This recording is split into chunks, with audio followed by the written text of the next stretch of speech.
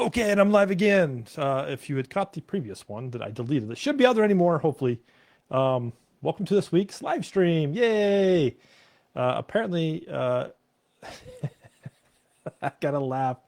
Somebody popped in and said, "Hey, I can't hear you." Yeah, I had forgot to turn on my microphone. I have this nice setup, and if you don't turn it on, it doesn't work. Man, we could talk about all day about that. Like if we don't like show up for ourselves, it doesn't work. But anyways, that's outside of the conversation for today. So I hope you've all having a good week. Um, as I was thinking about the topic for this week and how it fits in with the attitudes of money and money relationships, I had an epiphany. I'm like, huh, interesting. Like, so I come from the corporate background. I worked in corporate for a long time. Um, I missed the financial downturn, the housing crisis, and being laid off in 2008. There are a lot of people who like the economy had problems. I was even had a stable job during the 9/11 attacks in 2001. So there've been parts of my career where there's a very good chance that um, I could have been the recipient of a layoff or things like that. Um, but I wasn't, which was interesting. So let's hop into that because here is one of the biggest money sinks business owners fall into. Okay, from an emotional money side. Again, if you follow me for a long time, I don't like. I'm not going to talk finances. I'm not going to talk budgets. I'm not going to talk stock markets. Any of that stuff. But what I want to talk about is one of the biggest money sinks from an emotional level that business owners fall into. So when we look at the industry, right, of capitalism, of jobs and working and all this fun stuff, right, we call life. Business owners, and you see it plenty of times, will use people who I think people are our greatest resource in business and life, relationships, but they use them really liquid, like liquid assets. Like, oh, if we need to hit numbers or if we need to downsize, then we'll just let people go because it's a quick win for them. And it affects a lot of people. It affects a lot of, it just affects them in different ways. But what I want to call out, right? Because I want to talk to business owners, whether you're a solopreneur, you have a small team, you have a medium, large size business, it doesn't matter. There are impacts to your business when you decide that relationships aren't the most important thing in your business and that the money is. Okay? The biggest money sink you can do is forget that the people are what help you build your company. That the people are the ones who help promote your brand and are the champions for what you're trying to create. So let that sink in just for a moment.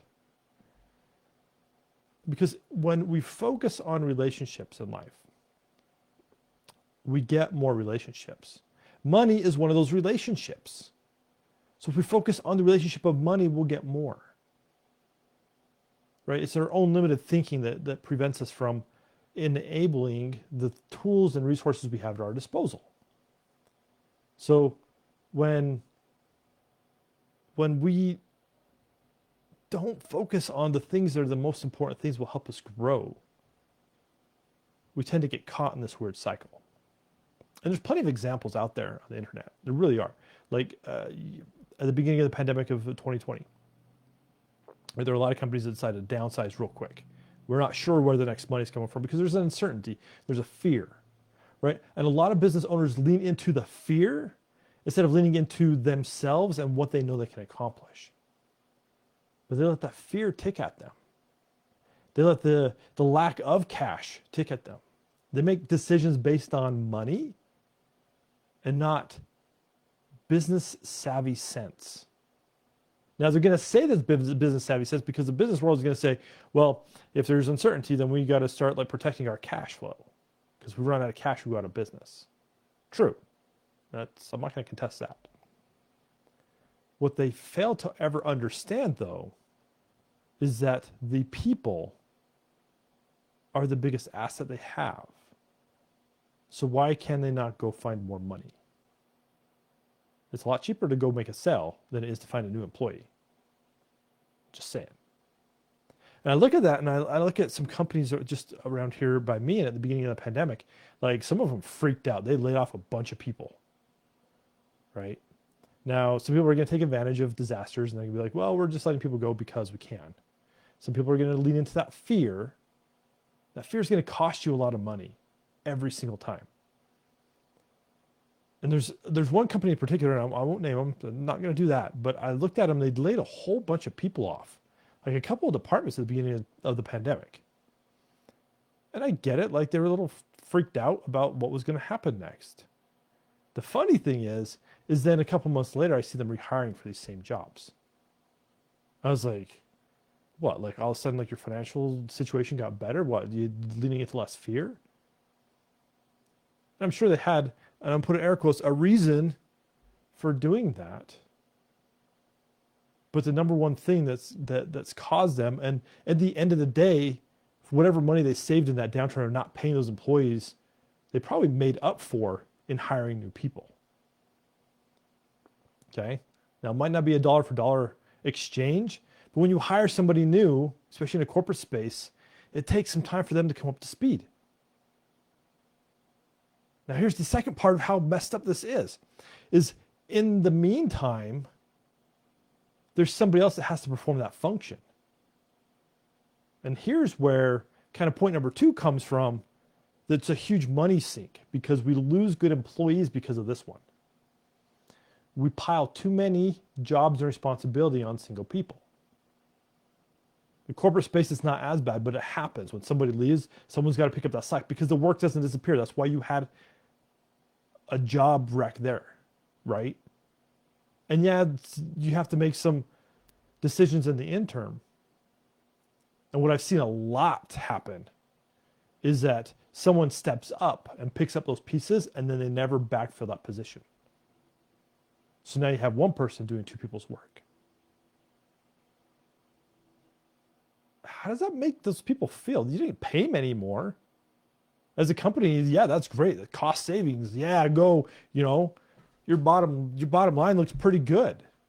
Less expenses, have less employees, getting the same amount of work. Why not do that all day long? In the smaller, like the entrepreneur space, right? The small companies, they'll do that sometimes with contractors, where they keep giving them responsibilities, but there's no more pay. They have them do multiple jobs that they would have hired out, but they're like, hey, this person can do it. So I'm going to keep giving them work. And in your minds as business owners, we always, like, it's rare that I don't hear this, but they're like, well, they should be just grateful they have a job, especially in an economic downturn.